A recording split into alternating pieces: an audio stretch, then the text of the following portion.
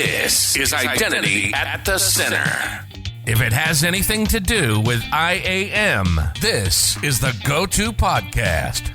Now your hosts, Jim McDonald and Jeff Stedman.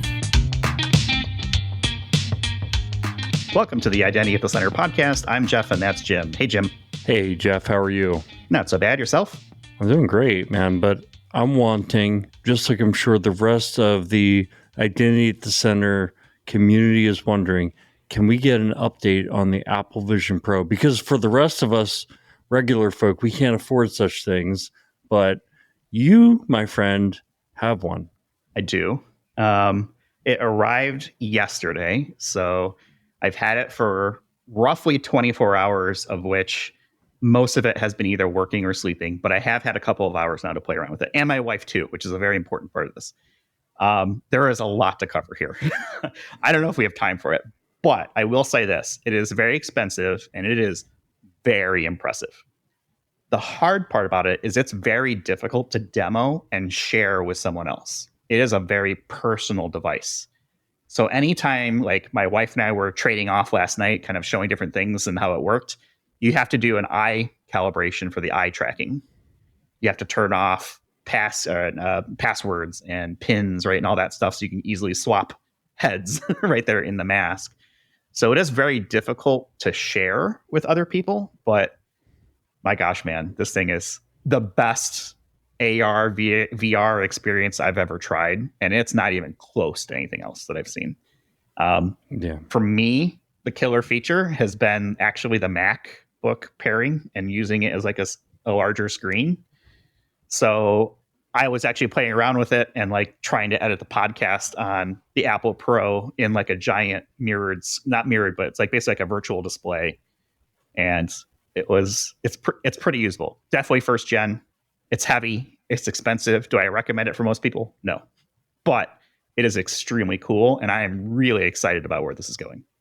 And this is coming from a guy, you've had several VR headsets. So, I mean, like, you're not just like some newbie who's impressed by whatever fell off the shelf. No, and it actually came earlier than I thought it would. So, a couple weeks earlier than I thought it would be, and it's pretty cool. I mean, there's some pretty neat features, some cool apps. It's just kind of the very beginning of it. It's crazy expensive. It's really hard to recommend, but for most people. But if you get the chance, go to a store, try it out. If you know someone, try it out. I think you would be blown away with how good it already is. And if this is the worst that it's going to be, I can only imagine the future. I mean, it's going to get so much better after, 2, 3, 4 iterations. The phone was like this. The iPad was like this. The watch was like that. I mean, it's crazy good. I am still torn at this moment whether or not I'm going to keep it. I'm definitely going to take advantage of the 14 days for the return, but it's pretty cool, man. I'm digging it.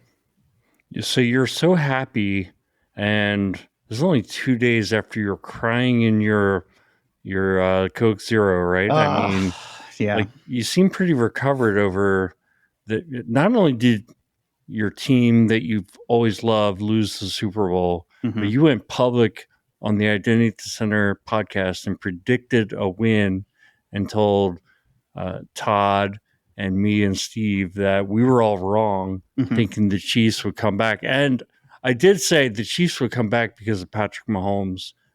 And that's exactly not going on a limb. It's always going to be Patrick Mahomes. It wasn't really going on a limb. That's true. Well, this is why you don't tune into Identity at the Center for football picks. I am 0 for 2 on the season. I picked the Bears opening week. I drank the Bears Kool-Aid. I immediately threw up the Bears Kool-Aid after that first game. He said, nope, they still suck. Forget it. The Niners, I am disappointed in. I feel like they had so many chances to win that game, and they literally fumbled it away twice, 3 times. You cannot give Patrick Mahomes and that offense that many tries to get it. And they held them to 4 field goals, which is crazy. They lost one of their best defenders by tearing his Achilles, just jumping, getting ready to go onto the field, non-contact injury. It was disappointing. I had some questionable coaching, I think, a couple of overthrown passes that could have been touchdowns. It's just, I feel like the 49ers lost it, not to take away from the Chiefs, because they definitely deserve the win, but I feel like it was not the greatest outing for the Niners. Yeah. Well, my biggest takeaway was, first, the hilarious commercials. I'd love to know what your favorite commercial was. Mine was, I don't think a lot of people picked this one out, but it was like Chris Pratt doing a Pringles can commercial, right? And young girl who's working at a counter is like, you look like the guy on the Pringles can, right? And then everybody starts saying it to him.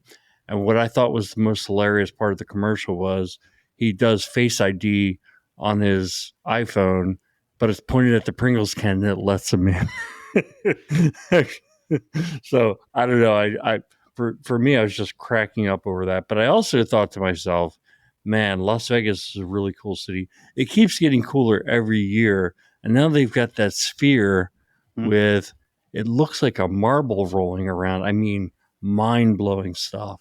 And you could see it from the sky as you fly in. So I was just there a couple weeks ago, and I'm flying in at night, and there's this giant yellow smiley face spinning as we're landing at the airport there, and it's very cool. I think what I'm most impressed by is how high quality the image is. It's very high, dynamic resolution, right? Things like that. But also the frame rate is crazy. It looks super smooth, super fluid, not janky at all. It's really cool. I'm looking forward to someday maybe getting closer to it, and maybe even getting inside to see a show and what that looks like. Well, we're going to be back there in Las Vegas for Identiverse. We should have the discount code on the next episode. I'm really going out on a limb with that because I know we don't have it in hand. Let's hedge our bets in the next few episodes. How about that? There you go. We'll have the discount code. So anybody who's planning on registering, come on back to your favorite podcast. We should have that code here very shortly. It should be the best code available publicly. So we got that conference coming up. Other conferences on the agenda: Identity Week, which is in Europe, America, and Asia. So we have a discount code for that as well, and it works for any of the locations. So the Europe one, Identity Week Europe, is in Amsterdam, June 11th through 12th. Identity Week America, which you and I will be at, is in Washington, D.C., September 11th and 12th. Now, Identity Week Asia is in Singapore, October 22nd and 23rd. I think if anybody wants to pick up our airfare, first class, of course, we'd be more than happy to be there as well. Again, IDAC 30 gets you 30% off registration. Yeah, and we'll have the link in our show notes, make it easy for people to find. But yeah, we'll be at the America one. And yeah, if you want to fly us out to Amsterdam or Singapore, I've never been to either. I have a bag and I will travel. Maybe I'll bring my Apple Vision Pro if I still have it at that point. Who knows? It's a great offer. It is. I don't know. I can't wear it in public, man. I'm not that guy yet. When I see a bunch of other people doing it, maybe, but not yet. Another cool thing was we saw a recent Apple podcast review. And they were commenting about the episode that we did with Ryan Galuzzo from NIST. And so I thought that was very cool. So definitely appreciate the folks who take the time to review us on the podcast platforms. It definitely helps us. And it continues to motivate us. The other thing is the person liked the hockey talk and totally agrees with me. So I'm totally bringing up this review because they agree with me on playoff hockey. So there you go. I'm going to guess that it was Ken Myers from GSA, who's been a friend of the show and been on the podcast a few times. And the reason I'm going to guess that is that he put a post on LinkedIn that read very similar to this. So if I got that right, Ken, send me a message. If I got it wrong, send me a message too. I'd be okay with that. There's lots of people who think I'm right, so you never know. It could be any number of people out there. So today's main topic, we're going to talk about Passkeys. We've got somebody from San Francisco who may have also been crying in his beverage of choice on Sunday. I'm not sure, but I'd like to find out. Why don't you introduce our latest guest? Yeah, so we've got Daniel Grube, again, product manager at TikTok. He was with us on stage at Authenticate last year as part of our kind of live keynote extravaganza, we'll call it. Welcome back to the show, Daniel. Yeah, thanks for having me, guys. So are you a Niners fan? I have to ask. I was born in San Francisco, so I feel some sort of loyalty. But actually, my dad's from Detroit, so I grew up in a Lions household. So he was not too happy with the 49ers knocking out his favorite team. It was supposed to be somewhat of a Cinderella story for him, I think, after many, many years of just disappointment. So yeah, our household was sadly watching the Super Bowl. It has been a while. I would not have been upset if Detroit had beat the 49ers. I'm glad they didn't. Don't get me wrong. But I feel like it's time. I think it's been like 40 some years. And I feel like they're also a little bit ahead of schedule, which is good because I think the NFC North is up for grabs. But now we're talking NFL. What we want to do is talk about identity and access management. We didn't really get a chance to really get into your background on stage. We kind of had a shortened show just based on timing and things like that. So why don't we start fresh in this episode? So tell us a little bit about your background. How did you get into the identity space? Is it something that you chose or did it choose you? Yeah, that's an interesting question. I think it kind of chose me, to be honest. So interestingly enough, I have a technical background, but it was mainly applied to social sciences, especially in grad school. I analyzed social networks to look at how they evolved over time and if we could predict the evolution of social and economic networks to better understand where we think those types of things are going to be going. So a lot of that type of modeling that I did applied really well to social networks and things like that, not only in the real world, but obviously online.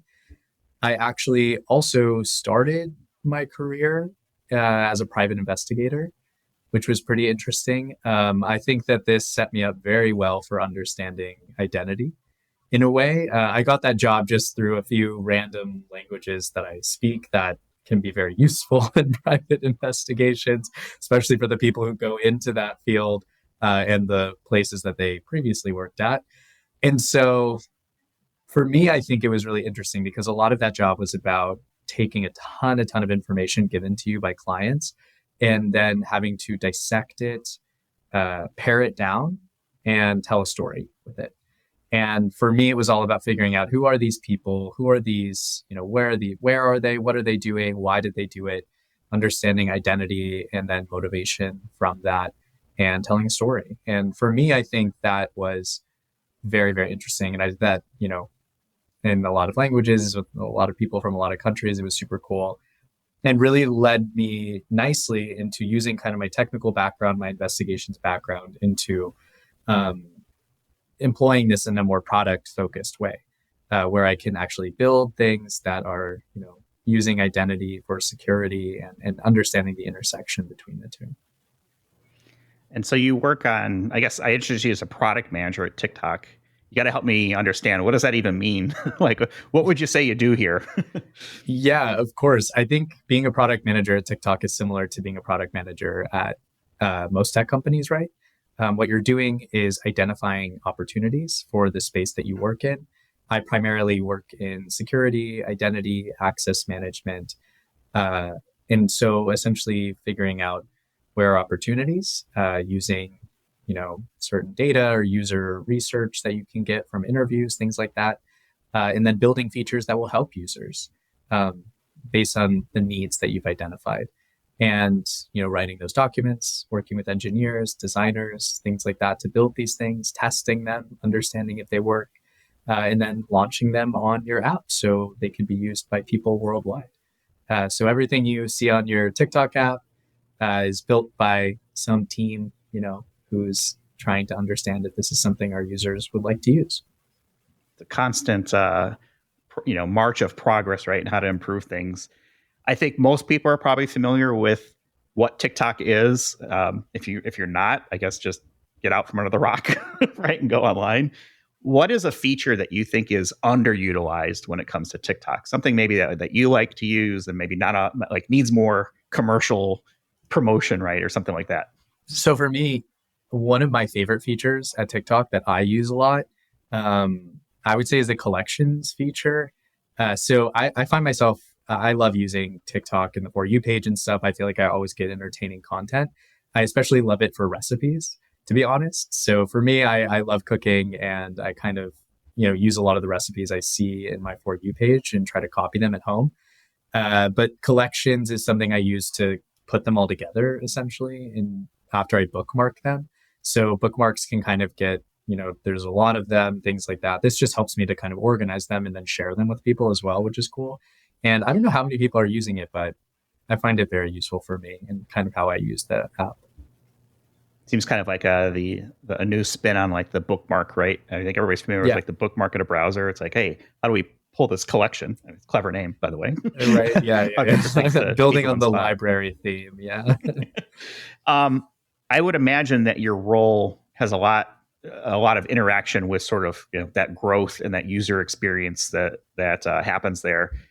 Are those things competing interests? Can they be complementary? Like, how do you see your role sort of driving and affecting those areas? Yeah, the team that I work on at TikTok from the product side, we do not only experiences on the app like signing up, logging in, and security, but we do all of them, as a team. And so for me, Passkeys has been a great way of providing users with more security, but a frictionless experience as well, meaning that it's just much easier to, log in, things like that, which can kind of show you how you can utilize good user experiences that are also secure to make the process faster for users and easier. So I think that that's a great answer in the sense that we have found ways, especially with new technology, to make these experiences, especially security experiences, much easier and much better for users. Daniel, I'm wondering, what was the hot topic in identity at the time that you joined TikTok? Yeah, again, like what was interesting is when I joined, I was approached by one of the engineering teams to basically talk to me about Passkeys. It was especially a discoverable credential, which we use at TikTok with Passkeys, right? Where you just show the Passkeys automatically to the user that are saved on their device. It was all very new at the time when I joined, and they had already, they were a team internally that had already focused pretty heavily on FIDO technology and how this can be used, especially for employees to secure their accounts, things like that. And so they approached me saying, this is also something that could be used in a consumer context. And so it was a very hot topic from an identity perspective as something that we had already invested in to increase security for employees. And why not use that technology to increase security for our users also? So for me, that was kind of one of the first conversations I had when I joined about a cool opportunity that we had in our identity and security space. Yeah, I feel like Passkeys is kind of the best of the user experience and also, improving security. And there's so few things you can do in the identity space that do that. So I think this is kind of a story that anybody who's dealing with an external user population can really take from it. I mean, you guys have also experienced a lot of growth in the past few years. That's a challenge as well as an opportunity. What are some of the challenges and opportunities that you've experienced? Yeah, I think that having new users is definitely an opportunity for security because it gives you the ability to help users and guide them to the most secure option possible for them to use, right? So for us, this is an opportunity to allow users to create a passkey earlier in the user experience when they're creating an account. I know that for a lot of companies or a lot of, people, adoption or creating a passkey might be a bit of a tricky or user experience or a challenge, right? Whenever you have new technology or something you have to add to your account, it can be difficult to figure out how to ask users to do it. And so when you have more users who are joining or signing up, you have an opportunity earlier in the user journey to give them better security. So I view this as an opportunity for us to help users secure their account at an earlier stage in their journey on TikTok. Yeah, I think that makes a lot of sense. I mean, when you guys got on Passkeys, it's really new, right? And so there's kind of like, you almost had to kind of break the barrier of like, people don't even know what you're talking about. Now it's becoming more at least within our industry, like kind of the common parlance, but I'd say outside of our industry, people generally still are just coming up that learning curve. So, I think being that early adopter kind of hints to me this innovative culture, and I think the opportunity to improve the UX in an innovative culture probably gives you the opportunity to take some more challenges or make some more risks. Does that make sense? Yeah, it does. I think it has afforded us the opportunity to understand where we can improve, right? We have embraced Passkeys at TikTok. So we know that this is a secure way and a frictionless way for users to log in. And so we also understand where there, I think, is opportunity to grow or challenges that we noticed with some of the technology initially as it's provided by Apple, Google, Microsoft, or people who are providing the technology to relying parties. For us, a lot of it is making it more flexible for user experience, right? Not only is this a product that you can use to sign in, but also to authenticate your identity in various scenarios across a platform or across the user journey, as well as signing up for a new account. So we're looking at other ways that we can utilize the technology that's provided to us in different scenarios. And I think the biggest opportunity there is a more flexible way of messaging to users the difference in the different scenarios. Right now we have the sign in with passkey prompt, but maybe in the future we'll have other versions of that will allow us to more easily communicate with users without extra steps, that they could also authenticate with a passkey, or they could sign up with a passkey, things like that. So I think that for us, noticing that using the technology we're given helps users to more quickly understand it, especially if it's from the native OS that they have. But also, we love to see more flexibility in what users are seeing to address more scenarios. So here's a challenge for all the TikTokers out there. How do you make passkeys go viral in a way that it becomes trending of sign up with passkey, right? I mean, is that am I too much of an IAM nerd to think about it in that perspective? What's the communication marketing plan? How do we roll this out from a communication standpoint? TikTok video, man. Why not? I know. Yeah. I would love to do a TikTok video about passkeys. That sounds awesome. For me, yeah, I want it to go viral also on our platform. That would be so cool. I have no idea how to get there. That would be really fun. I feel like that's something that maybe you guys could make the video. Oh, there we go. We can carve up part of this and make, I don't know, funny faces, put weird filters on us, and then talk, some sort of passkey prompt type thing. I don't know. There's something there. I feel it. I feel like this is something that everybody wants and frankly probably should be using in the age of sort of getting away from the password, which everyone knows and hates. But is 100% adoption really the goal? Is that even realistic to think about from a authentication standpoint? Yeah. And I guess when we talk about this, it's probably just around everyone, right? Like, can all people who are using passkeys across all the different platforms using the technology that's provided to the relying parties, can relying parties expect their apps to have all users with this? I'm not sure. I guess from a practical perspective, right, there are requirements for a passkey. So you have to have screen lock enabled, you have to have Bluetooth turned on, you have to have your biometrics enabled, or I guess you could use like a passcode, things like that. But not everyone has a passcode or a pattern or something on their device, depending on if you have like Android or iOS. So I think that there are just certain conditions that are required by Apple, Google, Microsoft to create a passkey that will probably just naturally, make some users ineligible, as well as like the OS version, right? It's only available for iOS 16 plus, Android 9 plus. So right now, I don't think so, simply based on the conditions that are given to relying parties. That it's probably not realistic to have 100% based on that. But over time, as more people meet these conditions, then then it is a possibility for sure. But I think it's just a matter of time more so than anything else. I feel the same way because I think there's still, accessibility concerns. We want to make sure that it's available, right, for everybody. And you certainly bring up a lot of the things that I think a lot of people think about is, okay, sounds cool, that's great, but there's, there are certain use cases or scenarios where it's just not going to work. So what is the fallback mechanism? So I'm with you on that one. I guess from a feedback perspective, and maybe this is a weird question to ask, but has anybody, like, have users commented like, hey, this is great that you have it on here? Is it just identirati that are like, hey, you've got Passkeys, right? Or are normal people, in quotation marks, also giving feedback on it? Yeah, I think this is interesting. I'm not going to lie, I definitely Google like TikTok and Passkeys. I want to see what people are saying, all kinds of stuff.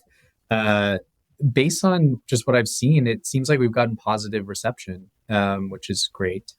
I don't think I've seen any specific feedback like you're saying around that, but I think generally when we looked at the response after announcing that we were going to be doing Passkeys in July of 2023, there was positive response. I think people have seen us as embracing the technology and have welcomed that. And we've seen other relying parties adopt the technology also after that.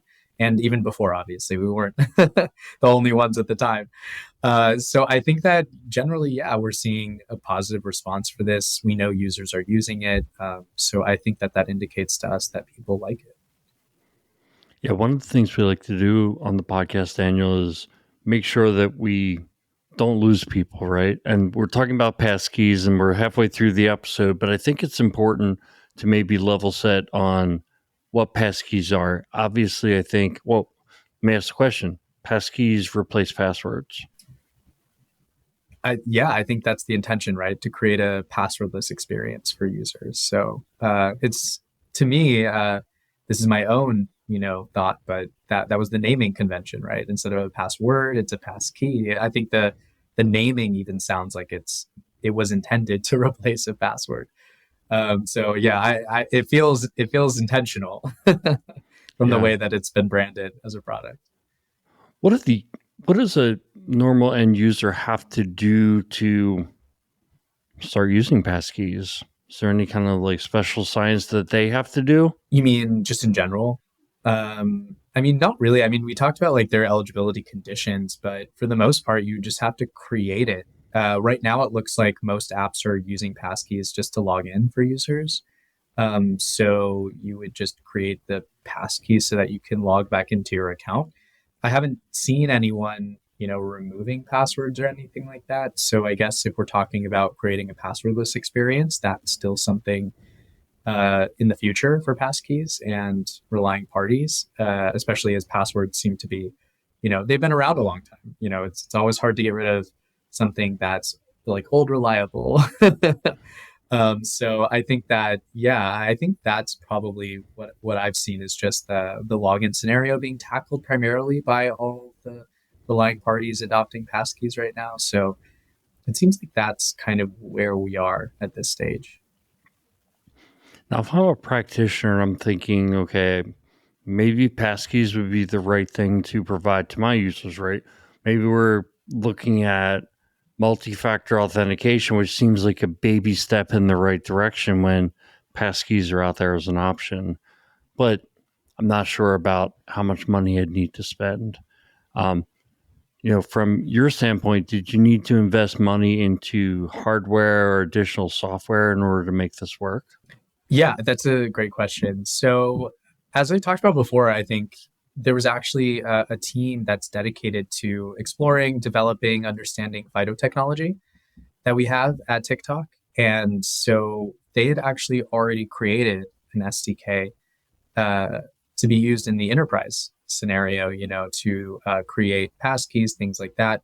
What was great for us is that we could use some of the technology that we had already developed at TikTok to be able to then make it available for consumers also. So there's no new hardware, obviously software. But yeah, it made it great because, it was something we as a company had already invested in to increase security. And so we were able to use that to also make our consumers more secure as well, the people that use TikTok, who want to have more security on their account.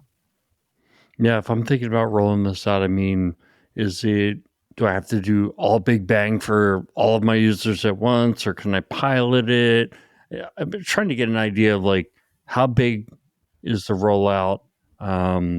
Is the effort a lot of, mostly focused on just putting the technical pieces in place, or is there kind of a change management of like letting people know it's coming, be here tomorrow, it's here, here's what you need to do? Yeah, that's a really good question, right? I think with any new technology, adoption is going to be a challenge, right? Like we talked about, it's new. So education, right? Do people know what a passkey is? So if they see this, are they going to do it? If they don't know what it is, they might be confused, which can change your decision if you want to invest a lot in it or not a lot. It can also change your decision. Do I need to educate users on what this technology is before they create it so that they understand things like that? There definitely enters a lot of these questions when you're trying to roll out passkeys on your platform, especially because it is a new technology. I think that what's great, what we found, especially working with things like the Credential Manager API that Google provides, it actually is it's very efficient, as a platform to provide this technology to our users. So I think if you're questioning about whether or not you want to adopt it, I think recognizing that there are tools that you can use provided by, Apple, Google, things like that, that make it an efficient technology to integrate onto your platform, that's great. Maintenance is going to be, easier potentially than other things. And so I think that's one big benefit. But yeah, again, I think adoption is probably the biggest challenge with any new technology, especially with something like Passkeys. If people are on an app to, talk to their friends or watch content or something like that, are they really interested in interrupting that experience to create a passkey? I don't know. And I hope they are. I hope that they want to. But of course, I think it is important to start small if you can and make it available to your users. I think that we should always make security available when possible. So there's ways that you can start out small, offer it in settings, right, to start with, and see if people naturally are going to try to go do it. Try to ask them to do it in user experiences where it makes sense, right? Like account recovery, logging in, things like that. So that next time they can use it, things like that. So there's probably ways to do it slowly and just test out where it works best for your user base, depending on the app that you have and what the app is meant to do.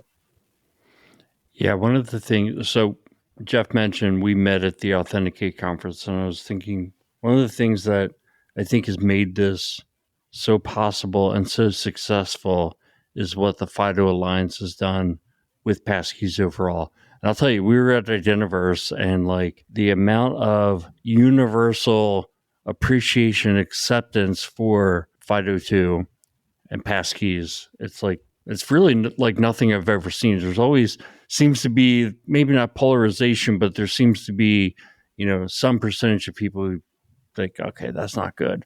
But it doesn't feel that way with FIDO2. I mean, the investment that they're making to build a community around it, investment they're making to build standards like user interface standard, contributes a lot to, it's got to become ubiquitous, right? It's kind of like nobody has to explain to you how you do one-time passwords with an SMS text, right? It's like we've gotten so many of them, it's ubiquitous.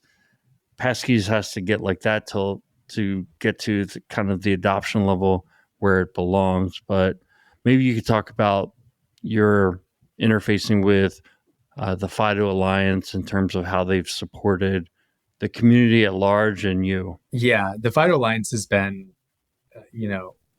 one of the biggest, I think, supporters for us in getting this out there, and also connecting us with teams at Google and Apple to ensure that our adoption and integration of Passkeys is the best experience possible for our users. So we definitely owe a lot to them in the sense that they have helped us to, roll this out to our users as fast as possible by, connecting us to the right teams, the right people, where we can ask questions, solve problems quickly, things like that. So definitely has been a huge for us in making this happen at TikTok. And also, excitingly enough, if you look at the website, TikTok is now on the board of directors for the FIDO Alliance, which is awesome. So we're getting to be a bigger part of the conversation, which is really exciting. Talking about the user experience, things like that, and just being a bigger part of the alliance itself and contributing to the future of FIDO2 and this technology.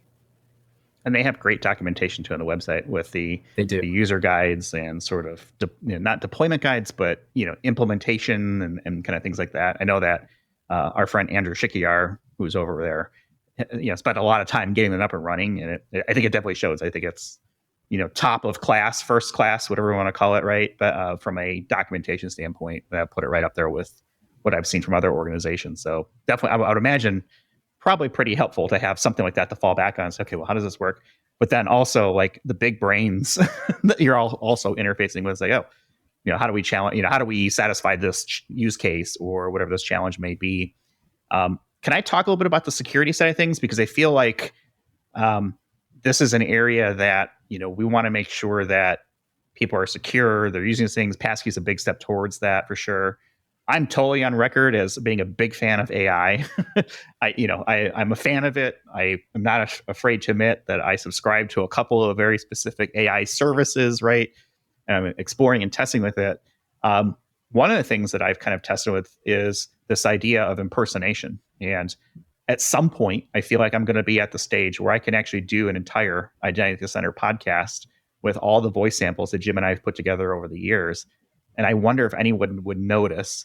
I have to imagine, there's lots of companies that are, encountering this. There was one in the news, I think it was last week, aboard, somebody got tricked for $25 million using deepfakes and video on a Teams call. I mean, it's crazy how easy it has become. And I think it will continue to get easy. That seems like it's a pretty big threat. I guess, what are some of the challenges or concerns that you see, and how do you kind of stay ahead of that sort of thing? Yeah, and based on what you said in your example, it sounds almost like people were impersonating other people to phish the person. Essentially, yeah. It was, I'll butcher it. Someone will definitely correct me, I'm sure. But the idea was people were on a Teams call, and they were using deep fake video to pretend to be different members of the board and having conversations, and essentially tricked this more junior member into wiring a whole lot of money to an account. And, next thing you know, 20 some $million, I think it was, or I think it was 25 million, something like that, was gone. And it was predicated on this idea of, I don't even know what we would call it. It's phishing, but it was a very elaborate, phishing exercise to do it with deepfake video, deepfake audio, multiple cameras and sessions running right to be all that. I mean, it sounds pretty sophisticated to me, but it's just going to get easier. And it's something that I've been thinking about for a long time, is how do we protect against that sort of thing? Do you have any ideas, thoughts? Does it keep you up at night like it does for me? Like, what are your feelings there? Yeah, I mean, I think anyone is probably afraid of the ways that technology, especially new technology, can be used for, malicious purposes. Like you said, using things like AI to trick someone into doing something, it sounds very scary, right? For me, I think when we talk about passkeys, and this is something that you can see the FIDO Alliance talks about a lot. So you said you had someone from NIST as well on the podcast.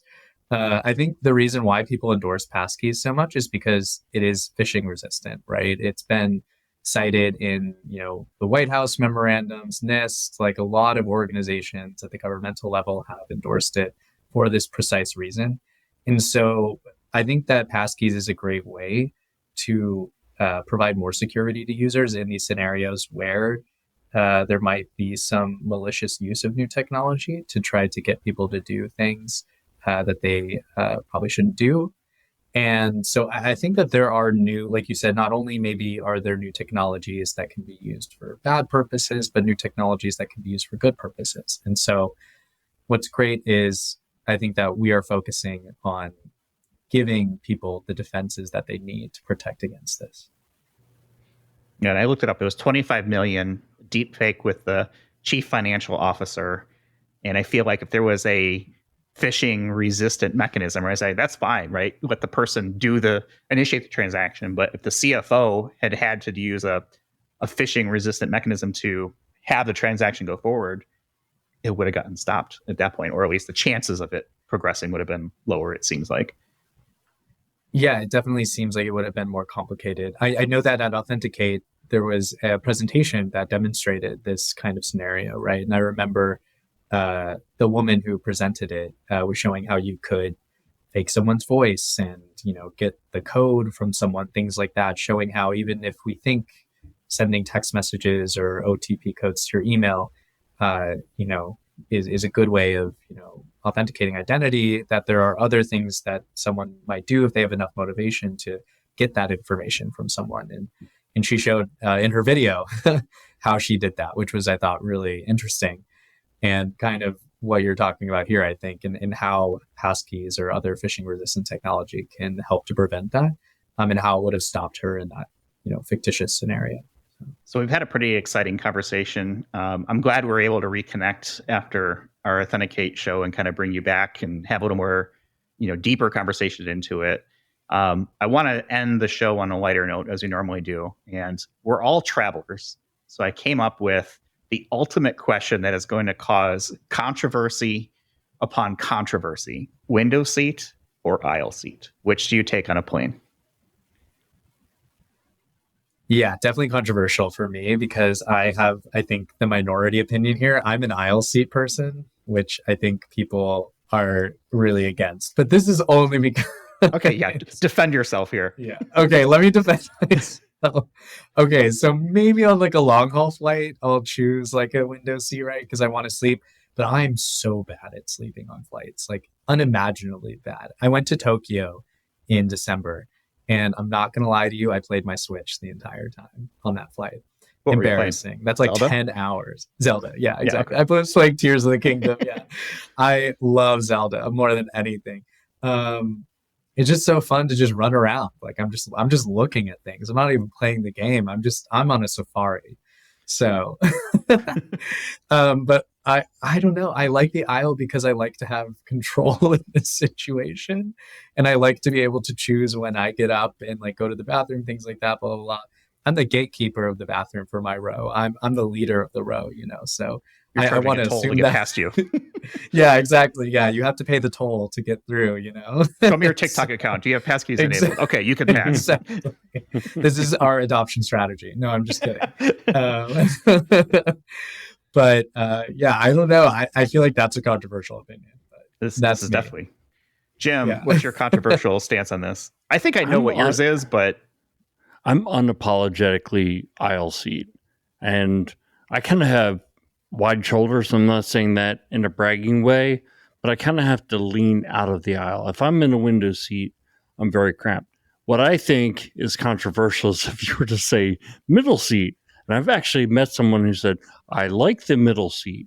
why? Because here was her mentality, and she was a smaller framed person, so that helps. But she said if she's got the window seat, she gets too claustrophobic.